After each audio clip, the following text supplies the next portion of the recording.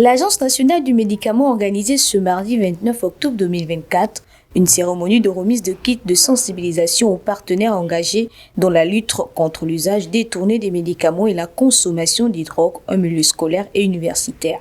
Cette initiative de la Fondation Mabanière, soutenue par le ministère en charge de la Santé, touche 20 établissements d'enseignement supérieur publics et privés, ainsi que 50 établissements secondaires dans les communes de Libreville, Akanda, Ovendo et Ntoum.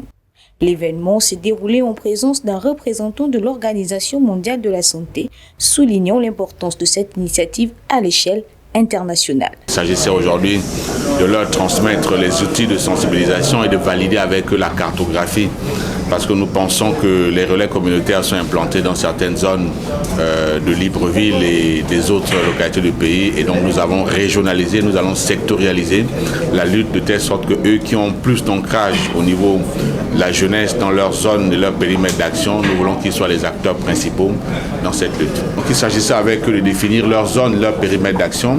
Il s'agissait également de leur mettre à disposition les outils qui vont leur permettre de pouvoir mener la campagne, les outils de sensibilisation, les outils de collecte d'informations, les outils de transfert d'éléments.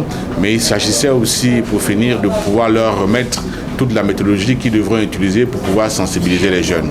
À côté de cela, il va également avoir tous les pères éducateurs, tous les encadreurs qui vont être mis à contribution pour pouvoir, dans le cas d'espèce, identifier certains enfants qui pourraient être addicts ou qui auraient touché à ces drogues en vue de pouvoir les référer dans les centres de prise en charge qui ont été retenus. Les kits de sensibilisation, composés essentiellement de t-shirts, flyers, d'affiches et documents d'identification et apprêtés pour répondre aux besoins spécifiques des jeunes, contiennent des informations essentielles sur les dangers associés à l'abus de médicaments et de substances illicites. Il vise à éduquer les étudiants, le personnel éducatif et les parents sur les risques encourus.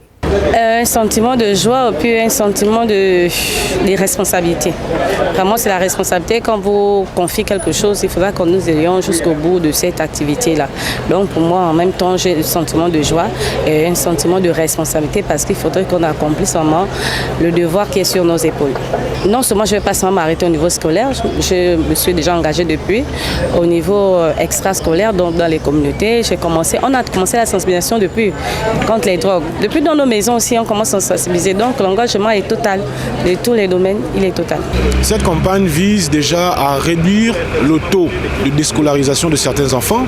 Ça vise déjà à éviter la consommation de drogues en milieu scolaire. Je pense que c'est une très très bonne initiative qui arrive à point nommé vu que nous visons l'excellence prônée par les plus hautes autorités.